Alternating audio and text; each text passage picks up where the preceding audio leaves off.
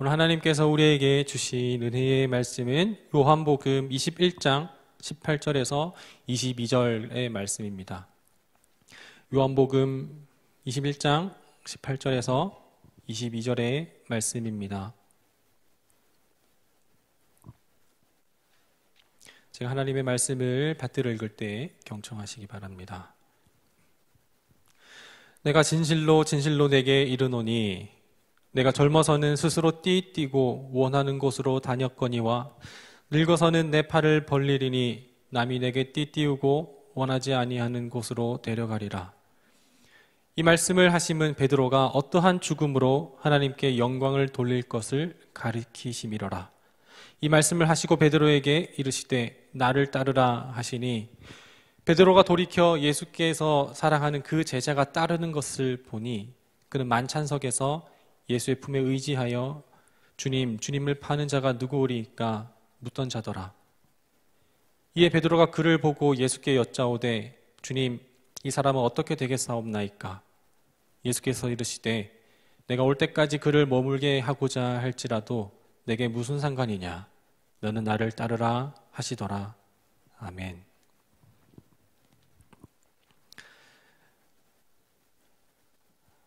Follow Jesus. 우리는 예수님을 제대로 따르기 위하여서 매주 말씀을 통해서 우리가 앞으로 살아가야 할 방향성을 제시하고 또한 그 말씀을 통해서 우리의 모습을 점검하고 있습니다. 비록 그 예수님을 따르는 그 길은 쉬운 길은 아닙니다. 그 부르심은 단순하고 또 부르심에 반응하는 순종 또한 단순하지만 그럼에도 불구하고 결코 쉬운 것은 아닙니다. 하지만 비록 더딜지라도 우리가 목적하는 그곳까지 함께 우리 모두 다 함께 한 걸음씩 천천히 나아가기를 원합니다. 우린 첫 번째 어디에 서겠습니까? 아무것도 의지할 수 없는 그곳으로 예수님께서 제자들을 재촉해서 밀어붙여 넣으시고 그리고 거기에서 베드로는 흔들리는 배를 의지하는 것이 아니라 오히려 부르심에 응답하며 배에서 내려서 물 위로 하는 비현실적인 그러나 가장 안전한 예수님 앞에 섰다고 했습니다. 이것처럼 우리는 날마다 예수님 앞에 서는 연습을 날마다 하고 있죠. 두 번째, 어떻게 서겠습니까?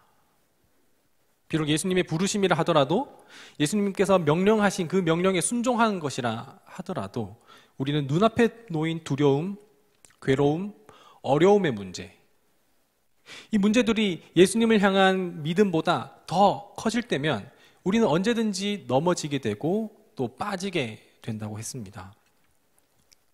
지난 한 주간 많이 넘어지기도 하셨고 많이 빠지기도 하셨겠죠. 우리가 설 수 있는 유일한 방법은 우리가 예수님 앞에 설 수 있는 유일한 방법은 내 노력과 내 감각과 내 경험을 의지하여서 안간 힘을 써서 서려고 하는 것이 아니라 단 한 가지, 예수님께 살려달라고 구조 요청을 하는 것입니다. 예수님께서 넘어지고 빠진 우리를 건지시고 일으키실 때에만 그때야 비로소 설 수 있는 곳, 그것이 바로 하나님 나라이기 때문입니다. 그리고 바로 지난주 출발선, 출발 신호, 우리가 처음 발걸음을 내딛어야 하는 그 출발선 역시 예수님 앞이지 다른 곳은 아니라고 했습니다. 운동선수가 아무리 화려한 경력을 갖고 있다 하더라도 그리고 그 출발선, 그 경기를 할 수 있는 피지컬과 멘탈을 갖고 있다 하더라도 출발선이 아닌 다른 곳에서 출발한다면 경고 혹은 실격이라고 했습니다.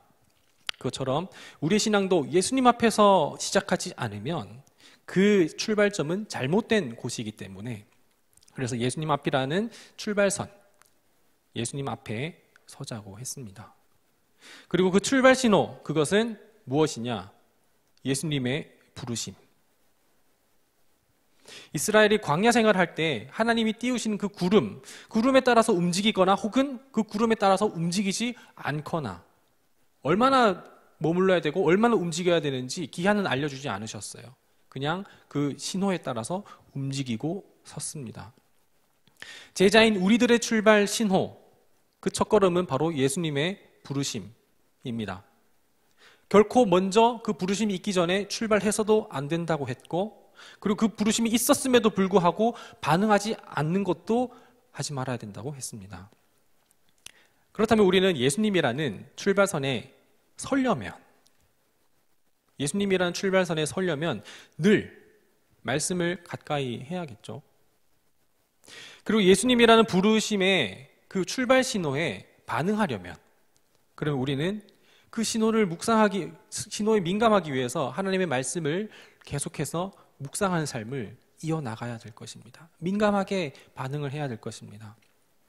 우리는 이를 위해서 이제 앞으로 2022년도 하나씩 우리의 영적 생활을, 경건 생활을 더해가면서 성장하고 발전하는 시간을 갖도록 하려고 합니다. 그 길에 여러분들 함께 동참해 주시기를 부탁드립니다. 하루하루 제자로 살아가기로 결단하는 우리 모두 Follow Jesus. 예수님에 따르는 길에 여기에 앉아있는 우리 모두가 함께 동참하기를 바랍니다. 비록 넘어지기도 하겠고, 또 먼저 때때로는 출발하기도 하겠으며, 또 때로는 그 출발 신호에 반응하지 못하는 때도 우리가 있겠지만, 그 제자로서의 길을 매일매일 하나씩 알아가고 배워가면서 결코 헛되지 않은 그 소중한 발걸음 하나, 또 발걸음 하나 내딛을 수 있기를 소망하고 기대합니다.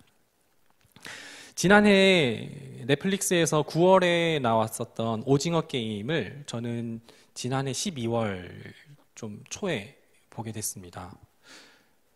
늦게 봤는데요. 저는 이제 무서운 거를 잘 못 보기 때문에 무서운 장면은 어떻게 보냐면 실눈을 떠서 보거나 아니면 이렇게 손가락으로 이렇게 가려서 본다거나 아니면 그냥 이렇게 눈을 이렇게 감아버립니다. 오징어 게임을 보는데 그런 장면이 있죠. 그 잔인한 장면에서는 그냥 잘 보고 있는데 들키면 안 되는 그 조마조마한 장면 보신 분들은 알 거예요. 그 스릴이 있는 그런 장면. 제가 그때 몰아서 보다가 새벽에 보다가 너무 무서워서 그래서 그냥 껐다가 그 다음날 해가 떴을 때 다시 이어서 봤었던 경험이 있습니다. 사실 그 다들 공포물이나 또 스릴러 이거는 이제 그 재미로 보는 것 아니겠습니까? 근데 저 같은 사람이 그런 장면을 한치 앞을 알 수 없는 그런 장면을 편하게 보려면 어떻게 봐야 할까요? 방법은 한 가지가 있는데 결말을 미리 아는 것입니다. 결말을 먼저 알고 있다면 비록 스릴러물이라 하더라도 조금은 그 영화를 편안한 마음으로 볼 수 있지 않을까요? 스포일러 당하는 것을 극도로 싫어하는 분이 여기 혹시 계신가요? 앞으로는 계속해서 우리가 팔로우 지저스, 예수님을 따르는 것에 대해서 살펴볼 텐데 제자로 살아가는 그 끝의 모습은 어떠한 모습일런지, 제자로 살아가는 그 발걸음의 끝에는 어떠한 모습일런지 먼저 여러분들에게 스포일러부터 하고 나서 계속해서 2022년도를 나아가려고 합니다. 혹시 그 제자의 끝을 알기 원하지 않는 분, 스포일러 말고 그냥 매주 한 걸음 한 걸음 스릴을 경험하길 원하시는 분들은 지금 귀가하시고 다음 주에 오시면 되고요. 한 명이 나가려다가 말았는데 자, 그럼 바로 지금 시작하도록 하겠습니다. 오늘 본문은 예수님께서 온 세상 죄를 지시고 나서 십자가를 지시고 그리고 죽으시고 부활하셨다가 제자들에게 다시 나타난 장면입니다. 오늘 본문은 이 땅에서의 사역을 모두 마치시고 나서 마지막 순간이에요. 지난주 우리는 복음서의 가장 첫 장면 마가복음 1장, 그 마가복음 1장을 통하여서 복음서가 가장 처음 시작한 그 1장을 통하여서 제자로 부르시는 예수님 출발 신호를 우리는 보았죠. 나를 따르라. 예수님께서는 출발 신호로 나를 따르라 처음에 그렇게 부르셨어요. 한편 이제 예수님께서 십자가 위에서 모든 것들을 다 이루었다 라고 말씀하시면서 부활하시고 이제는 승천을 앞두고 계시는 그 장면입니다. 지금까지 예수님을 따랐었던 그 제자들에게 복음서 가장 마지막 요한복음 21장에서 예수님께서는 제자들에게 뭐라고 말씀하실지 함께 보도록 하겠습니다. 18절부터 20절까지 함께 눈으로 제가 읽을 테니까 따라 읽어주시기 바랍니다. 내가 진실로 진실로 내게 이르노니 내가 젊어서는 스스로 띠띠고 원하는 곳으로 다녔거니와 늙어서는 내 팔을 벌리리니 남이 내게 띠띠우고 원하지 아니하는 곳으로 데려가리라. 이 말씀을 하시면 베드로가 어떠한 죽음으로 하나님께 영광을 돌릴 것을 가리키심이로라. 이 말씀을 하시고 베드로에게 이르시되 나를 따르라 하시니. 여러분들 중에 지금 성경책이 앞에 있나요? 앞에 있는 분은 아시겠지만 이제 그 한 장 넘기면 이제 복음서 끝입니다. 이제 예수님의 모습은 이제 더 이상 드러나지 않아요. 마지막 장면입니다. 그 마지막 장면, 예수님께서는 제자들에게 뭐라고 말씀하신 그 거창한 이야기가 더 이상 없습니다. 그동안 베드로야 따라하라고 수고 많았다. 어땠어? 네 얘기 한번 들어볼게. 소감 한마디 좀 해줄래? 뭐 이런 얘기도 없었고요. 그래 이제 좀 쉬어라. 쉬었다가 멀리 가려면 우리 좀 쉬었다가 또 가야지. 이런 얘기도 하지도 않으셨고요. 이제 나 따라오느라 수고했고 이제 딴 네 가고 싶은 곳 가. 그런 얘기도 안 하셨어요. 아, 이제 내가 앞서서 나오느라 내가 이제 고생했으니까 베드로야 이제 너 어느 정도 훈련됐지? 이제 네가 한번 앞서 가봐라. 이런 얘기도 하지 않으셨어요. 처음 부르셨을 때 그때부터 줄곧 예수님을 따랐었던 베드로에게 마지막이랍시고 계속해서 또 하시는 말씀이 이거예요. 나를 따르라. 이것이 오늘 여러분에게 팔로우 지저스의 결말 스포일러입니다. 나를 따르라. 여전히 우리가 예수님을 따르는 그 끝의 순간에서도 여전히 예수님 우리에게 그렇게 말씀하실 거라고요. 나를 따르라. 이 팔로우 지저스의 끝, 계속해서 예수님을 따르는 것이기 때문에 이제 우리는 오히려 마음을 조금 더 단단히 먹어야 될지도 모르겠습니다. 왜냐하면 우리는 끝까지 예수님을 따라가야 하는 그 길의 여정 위에 놓여 있기 때문이죠. 그리고 이 앞으로 예수님을 따르는 이 여정에서 일어나는 크고 작은 일들, 여러 가지 일들이 있겠죠. 베드로의 모습만 봐도 엄청 크고 작은 일들이 많이 일어나잖아요. 그 일들, 그리고 우리 신앙에 있어서 고민들과 그리고 뭐 여러 가지 일들, 그것들 함께 올해 살펴나가려고 합니다. 그 여정에 여러분들 함께 동참해 주시기를 바랍니다. 우리가 살아가는 이 모든 세상은 전부 다 거의 다 상대적입니다. 모든 것들은 전부 다 상대화되어 있어요. 좋고 싫음의 기준, 그리고 옳고 그름의 기준이 바로 나이기 때문입니다. 미의 기준이 각 나라마다 조금씩 다 달라요. 그리고 시대마다 다 달라요. 우리는 이 모든 것들 다 알고 있죠. 다 다르다는 거. 유행도 지금 한순간 있었던 것도 영원한 것은 없어요. 유행은 언젠가는 다 끝나게 되어 있어요. 누구에게, 여기 앉아있는 누군가에 그럴 리는 없겠지만 제가 잘생긴 사람이라고 보는 사람도 있겠지만 또 한편으로는 또 그럴 리 없겠지만 저는 좀 못생긴 사람이라고 보는 사람도 있으려나요? 그런데 이건 전부 다 개인의 기준인 거예요. 각자 추구하는 스타일과 그리고 각자 추구하는 미의 기준이 다르기 때문에 저 한 사람만 놓고 봐도 저 사람이 잘생겼다 못생겼다 그거는 각 사람마다 다 다르다는 거예요. 잠깐 개인적인 얘기를 하는 것을 먼저 양해를 구합니다. 저도 물론 씻겠죠. 그 샤워를 하고 나서 거울을 이렇게 보면 그래도 꽤 괜찮아요. 제가 스스로 봐도 잘생겼다라는 생각이 죄송합니다. 들더라고요. 얼굴에 이제 피부에 물광, 씻고 나왔으니까 바로 물광도 나고 또 머릿결도 막 이렇게 찰랑찰랑 거리죠. 그래서 막 이렇게 흔들어도 봅니다. 제가 이제 그래도 키는 작은 편이긴 하지만 적지 않은 머리숱과 그리고 눈, 코, 입이 제대로 있어야 할 곳에 잘 달려 있는 것. 저는 이것에 참 감사하면서 이렇게 지내고 있거든요. 만족하고 더 이상 큰 욕심은 없습니다. 한 가지 좀 욕심이 있다면 턱이 좀 갸름해지면 좋겠다.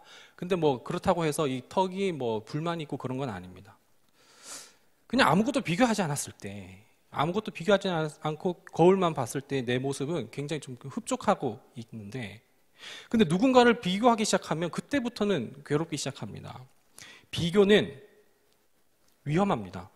비교하는 것은 우리를 교만하게 하기도 하고 때때로 우리를 낙심하고 좌절하게 하기도 합니다. 제가 이사 오기 전에 옛날 집에 살았었을 때 그 책상 옆에는 이 정도 되는 이 거울이 있었거든요. 거울이 있어서 어디 걸어둘 곳이 없어서 거기 놔뒀는데 컴퓨터를 하다가 이제 책상에서 컴퓨터를 하면서 또 영화를 보다가 문득문득 이렇게 옆을 보면은 저를 쳐다보고 있는 저를 이제 발견을 합니다. 아니면 쳐다보지 않더라도 그냥 이 주변 시로 이렇게 내가 이렇게 보고 있다, 내가 어떤 모습으로 있구나 하는 게 이렇게 보이죠. 집에서 영화를 보는데 영화를 보다 보면 영화에는 당연히 예쁘고 또 아름답고 또 잘생긴 멋진 배우들이 나오잖아요. 몰입하면서 이렇게 와 진짜 잘생겼다 이렇게 하면서 보다가 문득 이렇게 해서 보잖아요. 그러면은 굉장히 제 모습, 못난 제 모습을 발견하는 거예요. 자괴감이 막 몰려들. 왜냐하면 집에 있으니까 막 누추한 옷, 이렇게 목 다 늘어난 옷 입고 있고 피부도 푸석푸석하고 정돈되지 않은 머리 그런 거 보면 화면에는 정말 깔끔하고 단정하고 멋있는 화장 다 하고 조명 다 잘 받고 있는 배우만 보다가 옆에 보면은 비교가 되는 거죠. 이 비교는 우리를 때때로는 교만하게 하기도 하고 이 비교는 때때로 우리를 좌절하게 하기도 한다는 겁니다. 누구보다 더 좋은 대학에 내가 얘보다는 더 좋은 대학에 입학하면 그래도 나는 공부는 비슷하게 했지만 난 더 좋아 괜찮아 했는데 나보다 공부 안 한 녀석이 더 좋은 대학에 가면 거기에 또 주눅이 들게 되죠.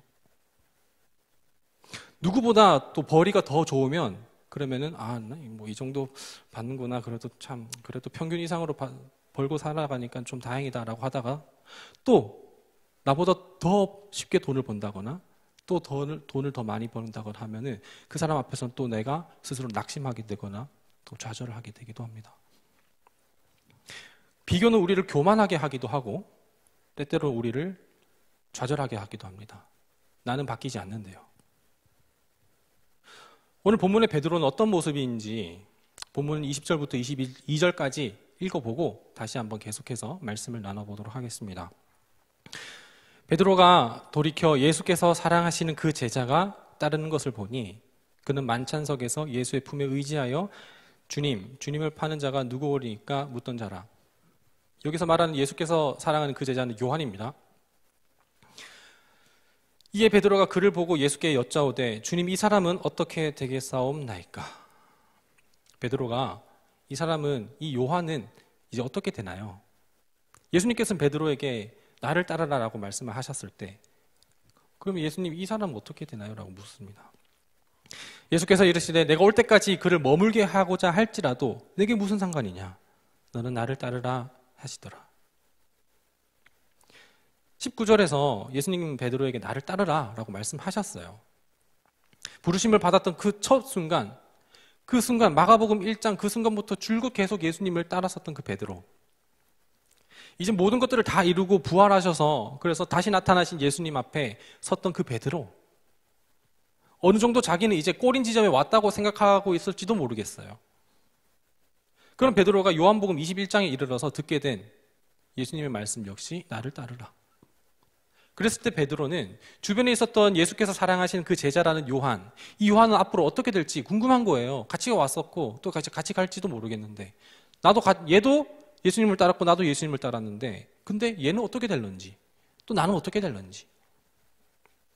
베드로의 이 질문과 의도가 질투심에 그런지 아니면 궁금해서 그런지 뭐 걱정돼서 그러는 건지 이거는 뭐 알 수는 없습니다. 여러 가지 학자들이 이렇게도 추측해보고 저렇게도 유출해보는데 명확하게 나오는 건 없어요. 그러나 어쨌거나 중요한 것은 이겁니다. 베드로가 알아야 할 것은 요한이 앞으로 어떻게 될지가 아니라 베드로 본인은 계속해서 예수님을 따라가야 된다는 것.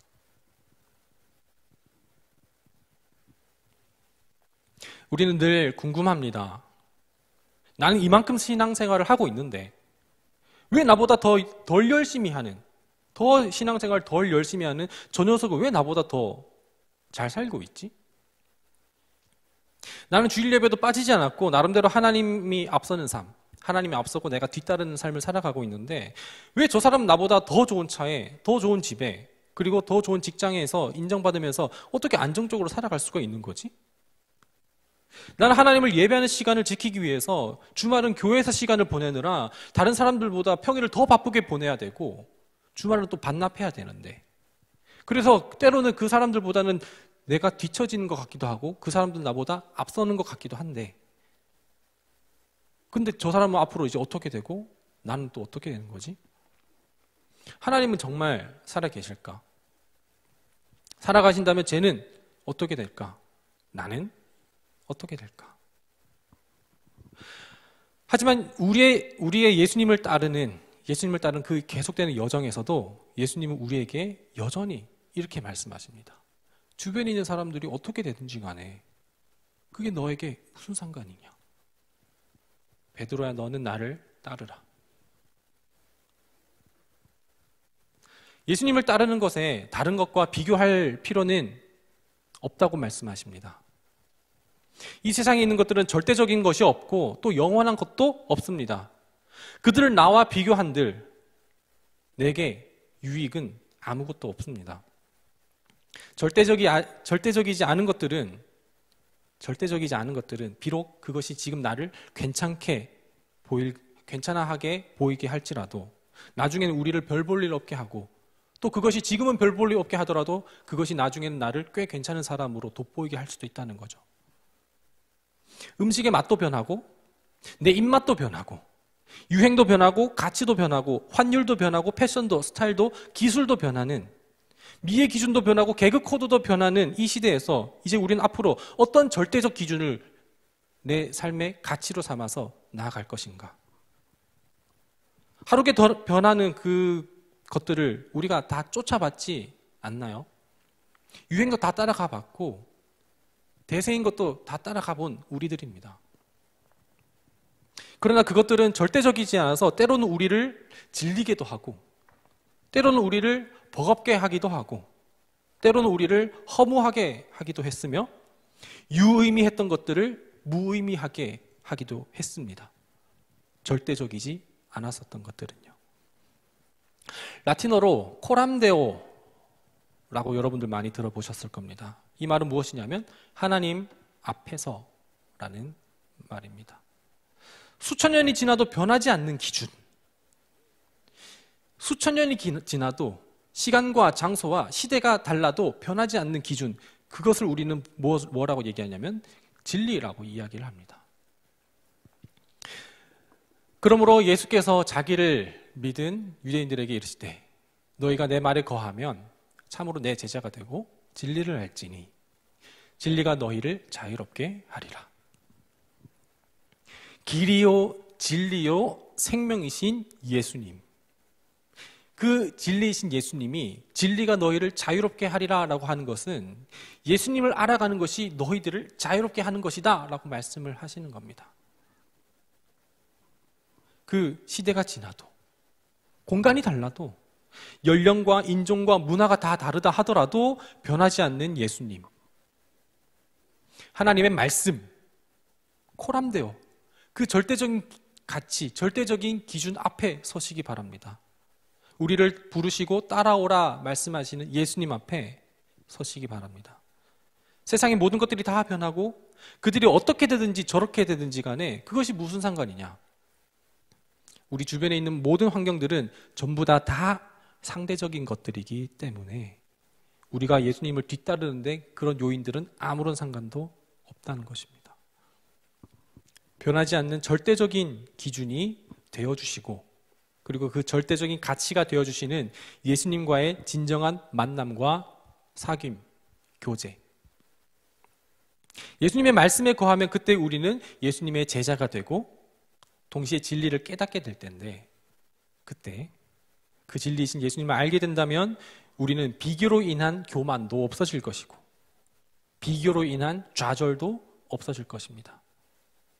진리이신 예수님을 알 때에 오늘 내게 주어진 하루와 오늘 내게 주신 힘, 오늘 우리에게 주신 호흡, 그것에 만족할 줄 알면서 감사할 줄 알면서 진정한 자유를 누릴 수 있게 될 것입니다. 말씀을 마무리하고자 합니다. 예수님을 따르는 것, 그것은 내 삶의 상황과 환경에 따라 달라지는 것이 아닙니다.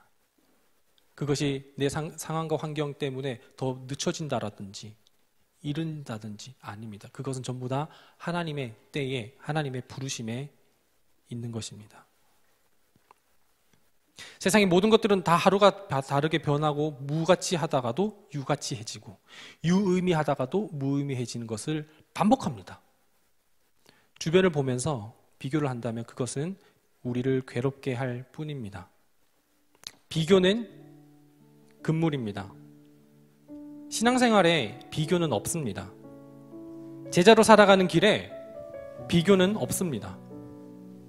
예수님 앞에 잘난 사람 없고 예수님 앞에 못난 사람 없습니다. 하나님께서 지으신 저마다 하나님의 계획을 품고 태어난 우리들은 하나님의 자녀요, 하나님의 작품입니다. 우리가 예수님의 길을 따라갈 때에, 우리에게 주어진 그 삶을 살아갈 때에 느리고 빠름은 전혀 중요한 것이 못 됩니다. 또 내가 가진 것에 대해서 적고 많음도 전혀 중요한 것이 아닙니다. 우리 인생의 처음 부름을 받은 그 순간부터 인생의 마침표를 찍는 그날까지 예수님은 수없이 우리들에게 요청하십니다. 나를 따르라. 오늘 여전히 우리는 예수님을 따르고 있습니까? 혹은 따르고 있지 않습니까? 우리 인생의 처음 부름 그 순간부터 우리는 끝까지 예수님께 나아가야 할 줄 믿습니다. 영원전부터 영원까지 변하지 않는 그 절대적인 가치 앞에 서서 그 앞에 우리 함께 그 길을 걸어갑시다. 교만은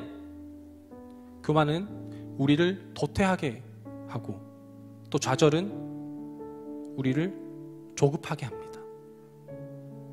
다른 것을 비교하지 말고 절대적인 가치, 진리 앞에 서서 나를 비춰보기 바랍니다. 오늘 함께 할 찬양은 내 안에 가장 귀한 것이라는 찬양입니다. 금도 은도 나를 만족해 하지 않고 세상 지식도 나를 완전케 하지 않습니다. 절대 진리이신 예수님과 그리스도를 아는 것, 그것이 진정 죄로부터 자유롭게 되고 세상의 가치로부터 자유롭게 합니다. 진리가 우리를 자유케 하니, 예수 그리스도가 우리를 자유케 하니 그 어떤 것이 무슨 상관이냐? 너는 나를 따르라. 내게 가장 귀한 것은 예수님 한 분 알고 사랑하며 따라가는 것. 그런 고백으로 함께 찬양하며 나아가십시다. 내 안에 가장 귀한 것, 내 안에 가장 귀한 것, 예수를 알미라.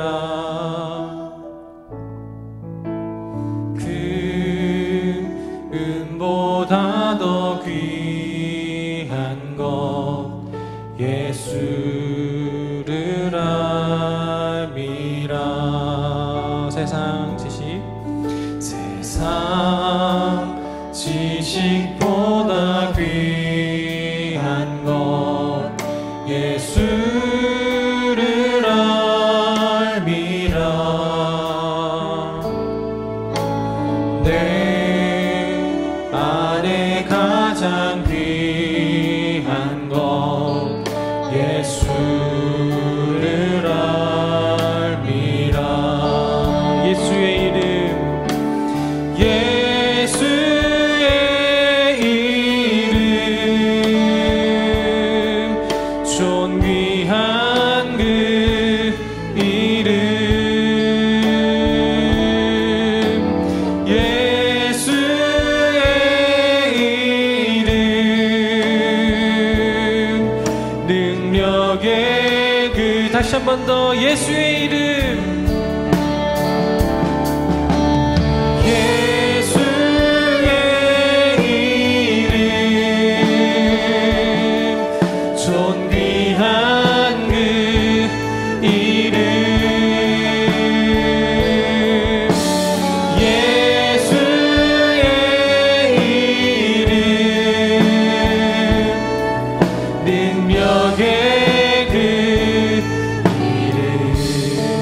우리 함께 두 손을 간절히 모아보면 좋겠습니다.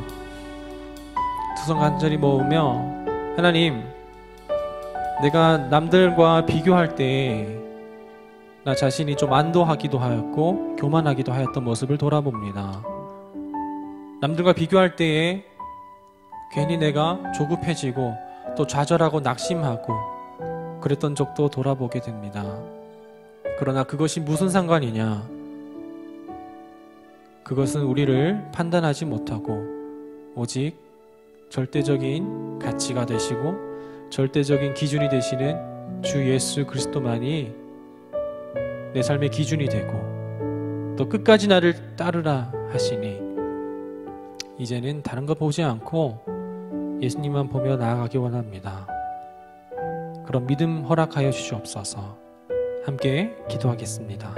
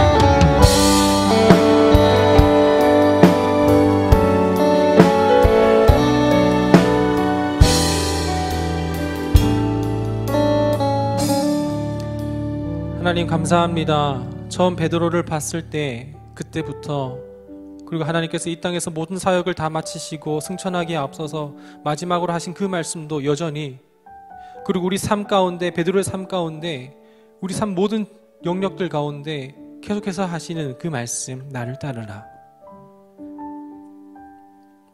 이 사람은 어떻게 되고 저 사람은 어떻게 되고 또 나는 어떻게 될런지 그것이 중요하다기보다는 영원부터 영원까지 변하지 않는 그 절대적인 기준이 되시는 코람데오 예수님 앞에 서서 하나님 앞에 서서 하나님만 따라갈 수 있는 우리가 되게 하여 주시옵소서. 세상에 계속해서 변하는 것들을 보면 우리는 낙심도 하고 교만도 하게 됩니다. 그런 것들로 우리의 마음이 감정이 좌우되지 않게 하여 주옵시고 주님 앞에서 나를 점검하며 말씀 앞에서 나를 점검하며 내가 정말 예수님 따라 잘 한 걸음 한 걸음 걸어가고 있는지 날마다 점검하는 그리고 순종의 길을 살아가는 우리 모두가 되게 하여 주시옵소서. 예수님의 이름으로 기도합니다. 예수 그리스도의 은혜와 하나님의 사랑과 성령님의 인도하심이 세상의 가치에 따라 믿음이 변하지 않고 세상의 가치에 내 모습을 비교하지 않고 하나님 한 분 더 알아가는 것 그것을 가장 귀한 것으로 여기며 예수님을 따라가기로 결단하는 여기 모인 모든 예배자들 삶 가운데 지금부터 영원토록 함께 하시기를 간절히 축원하옵나이다. 아멘.